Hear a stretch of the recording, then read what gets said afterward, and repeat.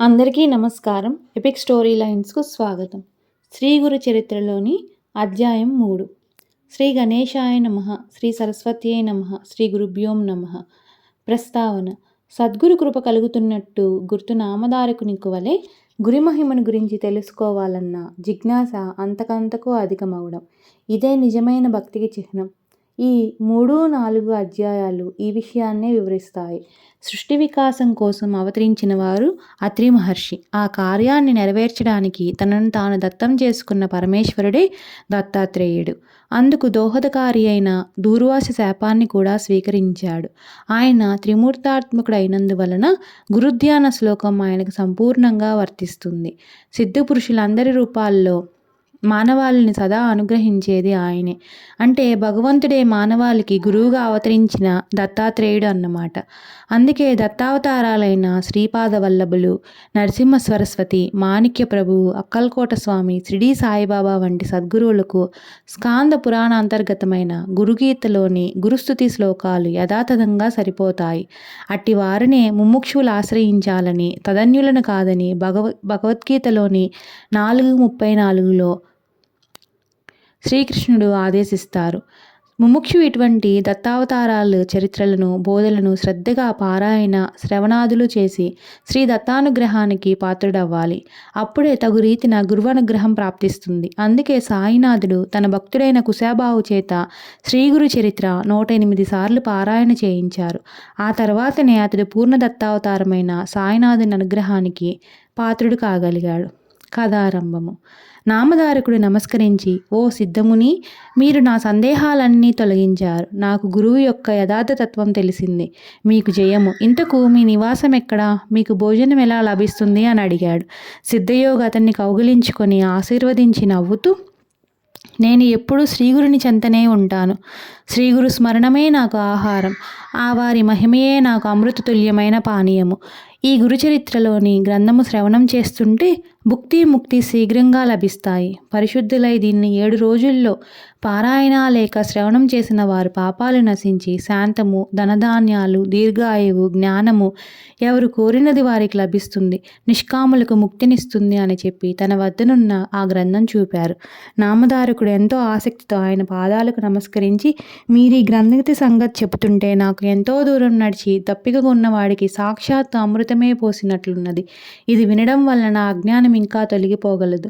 దీన్ని శ్రవణం చేయాలనిపిస్తున్నది. నా సందేహాలు తొలగించి నాకింత మేలు చేస్తున్న మీరే నా గురుదేవులు. నన్ను అనుగ్రహించండి అని వేడుకున్నాడు. సిద్ధముని సంతోషించి అభయమిచ్చి అతన్ని చేయి పట్టుకొని వెనక శ్రీగురుడు పావనం చేసిన అశ్వథ వృక్షం అంటే రావి వృక్షం దగ్గరకు తీసుకుపోయాడు. నామధారకుడిని దాని క్రింద తన దగ్గరగా కూర్చోపెట్టుకొని ఇలా చెప్పారు. నాయన, అజ్ఞానం వలన నీకు శ్రీగురుని దృఢమైన భక్తి కుదరలేదు.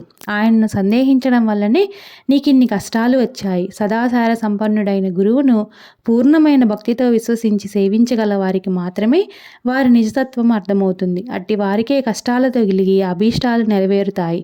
నిజానికి సద్గురువు తన పరభేదం లేకుండా అందరిపైన అపారమైన దయ కురిపిస్తుంటాడు. నీరు ఎత్తైన ప్రాంతంలో నిలవజాలన్నట్టు దాంభికులకు ఆయన కృప లభించదు. గురువుకు సాటి అయినదేదీ లేదు. కల్పవృక్షము, చింతామణి కోరినవి మాత్రమే ప్రసాదించగలవు. కానీ గురువు మనం కోరిన దానిని కూడా ప్రసాదిస్తారు. ఆయన స్పర్శదీక్షతోనే మనకు ప్రపంచమంతా బ్రహ్మమయముగా దర్శింపచేస్తారు. ఆయన్నే శంకించే వారికి ఆయన ఏమి చేయగలడు? తనను సంపూర్ణమైన విశ్వాసంతో సేవించేవారి వెంటనంటి కాపాడడమే ఆయన ధర్మం. కానీ పామరులు కష్టమొచ్చినప్పుడు ఎవరో చెప్పగా ఆయన్ని సేవిస్తారు. కానీ శ్రద్ధ విశ్వాసాలతో సరియైన పద్ధతిలో సేవించరు. కనుకనే కొందరి అభీష్టాలు నెరవేరవు. అప్పుడు వారు తమకు గురువు ఏమీ చేయలేదని ఆయన నిందిస్తారు. నామధారకుడు ఆయనకు నమస్కరించి, స్వామి, నాకు శ్రీగురుని లీలలు వినిపించి కృతార్థుడిని చేయండి అని అన్నాడు. శ్రీగురుడు త్రిమూర్త్యాకారమైన భగవంతుడు అంటిరి కదా, ఆయన మొదట అలా ఎందుకు అవతరించారో సెలవీయండి అని వేడుకున్నాడు. సిద్ధముని సంతోషించి, శ్రీగురుని పట్ల నీకిట్టి శ్రద్ధ కలగడం ఎంతో శుభసూచకం. ఇంతవరకు శ్రీగురుని లీలలు గురించి ఇంత ప్రీతితో ఎవరూ అడగనేలేదు. ముముక్షువులకు మాత్రమే ఇట్టి అభిరుచి కలుగుతుంది. నీకు తప్పక పురుషార్థాలు ప్రాప్తిస్తాయి. నీ శ్రద్ధ నాకెంతో ఆనందాన్ని కలిగిస్తున్నది. నీవడిగినది చెబుతాను, శ్రద్ధగా విను. జగత్తుకు మూల కారణమైన భగవంతుడు మొదట అనేకమవ్వాలని సంకల్పించినప్పుడు ఆయన శక్తి త్రిగుణాత్మకంగా మారి బ్రహ్మ, విష్ణువు, మహేశ్వరుల రూపం ధరించింది. వాటిలో రజోగుణం ప్రకోపించినప్పుడు సృష్టికర్త అయిన బ్రహ్మరూపంలో ఆ శక్తే సర్వాన్ని సృష్టించింది. సత్వగుణము బలీయమైనప్పుడు విష్ణు రూపంలో సర్వాన్ని పాలిస్తుంది. తమోగుణం బలీయమైనప్పుడు అదే మహేశ్వరుడే సర్వాన్ని సంహరిస్తుంది. అంతేగాని నిజానికి ఆ ముగ్గురికి భేదమే లేదు. పూర్వం సూర్యవంశానికి చెందిన అంబరీషుడనే రాజు నిరంతరము హరిచింతన, అతిథి సేవలతో పాటు దృఢమైన నిష్ఠతో ఏకాదశి వ్రతం ఆచరించేవాడు. ఏకాదశి వ్రతం అంటే ద్వాదశి నాడు సూర్యోదయమైన తర్వాత 1:30 గంటల లోపు పూజ ముగించి ప్రసాదం భుజించాలన్నదే ఆ పారణ నియమం. ఒకరోజు ద్వాదశి తిథి ఒక్క గడియ మాత్రమే ఉందనగా దూర్వాస మహర్షి శిష్య ప్రశిష్యులతో కలిసి అతని వద్దకొచ్చారు. అంబరీషుడు ఆయన్ని పూజించి త్వరగా అనుష్ఠానం పూర్తి చేసుకుని భోజనానికి రమ్మని ప్రార్థించాడు. అప్పుడు ఆ మహర్షి స్నానానికని వెళ్ళి పారణా సమయం మీరిపోతున్నా గాని రాకుండా ఆలస్యం చేయసాగారు. తిథి మించిపోతే అంబరీషునికి వ్రతభంగం అవుతుంది. అలా అని అతడు భోజనం చేస్తే అతిథిని అలక్ష్యం చేసినట్లు అవుతుంది. అందుకని అతడు ఆ రెండింటినీ పరీక్షించుకోదలిసి కొద్ది తీర్థం మాత్రం తాగాడు. ఇంతలో దూర్వాసుడొచ్చి కోపించి, రాజా, నీవు నానా యోనుల్లో జన్మింతువు కాక అని శపించాడు. అంబరీషుడు భయపడి శ్రీహరిని శరణ పొందాడు. అప్పుడు ఆయన సాక్షాత్కరించి దూర్వాసునితో, మహర్షి, నా భక్తుడు నీ శాపాన్ని భరించలేడు. అతన్ని రక్షించడం నా ధర్మం. అయినా మహర్షులైన మీ శాపం వ్యర్థం కాకూడదు కనుక ఆ శాపాన్ని నాకు వర్తింపచేయి అన్నారు.